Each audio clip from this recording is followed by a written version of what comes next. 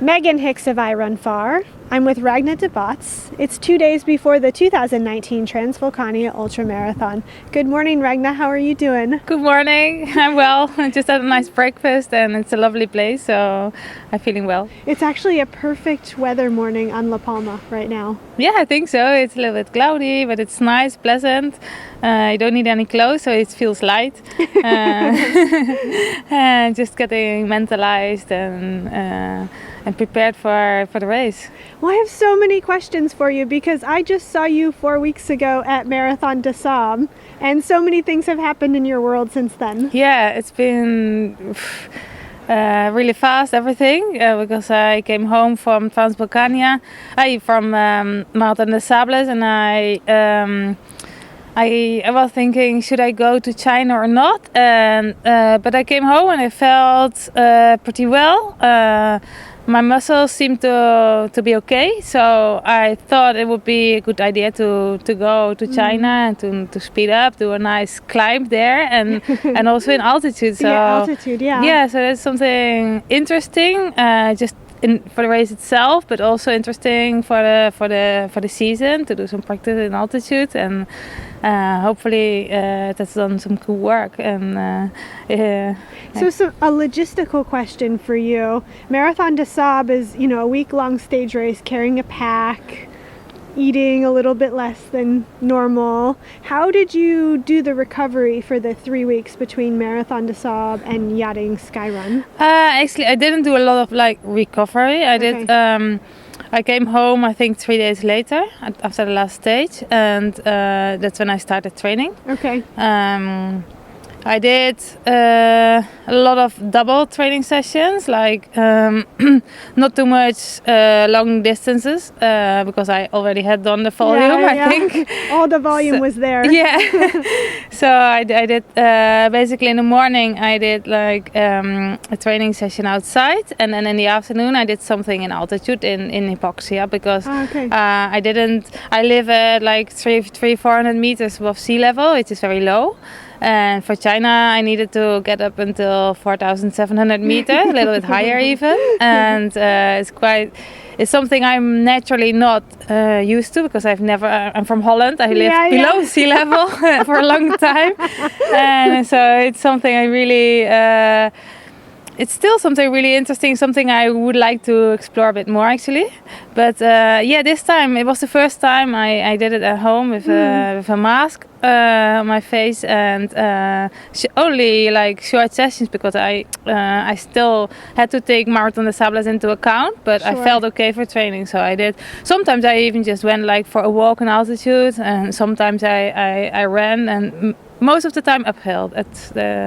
Even when I walked or trained, because the race in China was mainly uphill and only with a slight downhill. So you have a machine, and you have a mask and a treadmill, and yes, okay, I've got the whole set. Is it in your basement or a separate room, or where do you go to do that at? It's just outside of the house. We have the garden, and at the end of the garden there's little. It's not a shed, not a house. It's some building. It's where you train. That's where we have our fitness things. So we have all different kind of things, and I sometimes go to another place to work with machines. But normally, most exercises we need to do for strength training we can do at home. Right there. So yeah. Excellent. And so just last weekend, 5 days ago now, you were in China, out doing the Yachting Skyrun, which is a high altitude short distance sky race. How did you feel on race day? Yeah, I felt recovered. I did a very express trip to China. I mean, I only arrived 1.5 days before the race, which is not enough really, normally. I always want to be there 3 days before normally, because just to give your body time to recover from the trip, because for me I think traveling is tiring for your body. Even though you're just sitting down, your body gets tired and dehydrated and just weird. Yeah, it's just a weird feeling. Yeah, and also the time changes and everything. But I arrived, I think about 3 o'clock in the afternoon. So I didn't do much that day. Went to sleep for a long sleep. I slept about 13 hours. Amazing. As a mom, you have to love Yeah, that. doesn't happen very often. And then it was just the last day before the race, so I went running a little bit, and then it was race day. And straight after the race, I went back. So I was actually traveling more than being in China. Amazing. Yeah. In the airplanes more than in the country. Yeah. And then I'm pleased with the race because the preparation I did was very short, very intense, and a lot of things to take into account. But everybody, when I got there, told me like, "Oh, you're arriving now? What did you do to prepare? And how did you manage?" And I was like, "Yeah, it's this. I had to fit it in somehow, and I wanted to try." And it was definitely worth it because I think it worked out. I mean, if you want to be completely climatized, you have to maybe go there like a lot of time before. 10 days, 12 days. I think even a lot more. I mean, I think 10 days is good for proper climatization, but not like a natural and like a complete one, because right. I always think people who have grown up in altitude, for example, or who have lived there for many years, they have a different kind of their whole body adaptation to the So especially that high of an altitude there, because you're starting to get into sort of that extreme altitude, that it's a very special type of adaptation. I think so. Yeah. Well, here we are back at sea level. Yeah. You're back to Transvulcania. This is a race you've done before, but in my opinion, the last time you were here, between then and now, you're just a different athlete. Your performances have just gone up so much since then. Do you feel like a different person since the last time you were here? Yeah, I think I'm definitely a different person. Last time it was my second ultra race, I think, and apart from that, apart from not having a lot of experience, I came here very tired because we just did a trip around the world. Came back and we did it with our daughter, so it was it was great. I mean, it was an amazing experience, but also very difficult for us for our bodies, and so we were very tired, both me and Pere.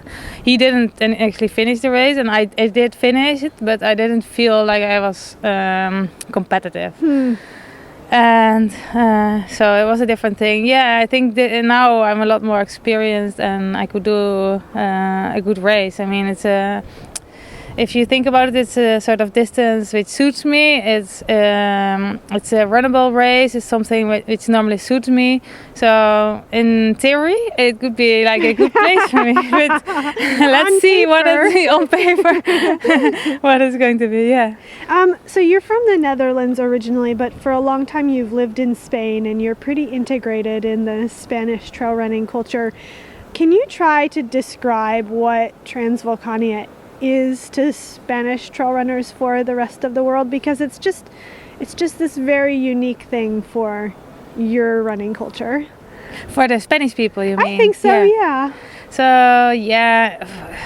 I mean, it's an amazing place to start with. So it's a race you want to be here because it's like a party. It's like a holiday place. It's a place to go with your family. So that's to start with. I think it's a nice race. When you are running, you have all these nice views on the beaches. The climate is nice, so when you come with your family, they're not going to be cold or anything watching you, but they're just there like enjoying the weather, enjoying the views and everything. Easy for your family also. Yeah, I think so. Yeah, and the whole atmosphere. I think this is one of the greatest races in Spain because the people are so involved, and not just the organization. Everybody on the island is very involved. It's a very mediatic thing. It's on television, but the people are just out there. It's like Serama, like they're everybody just is in a good mood, cheering. So that makes it into some race really. Yeah. Like it's spectacular.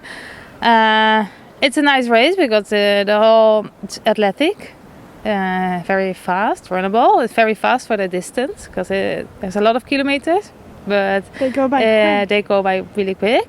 So It's a real challenge for elite athletes, but also for amateur athletes. I think it makes it more accessible because you can actually cover the distance in a reasonable amount of hours. Yeah. So, yeah, it's a very attractive race, I think.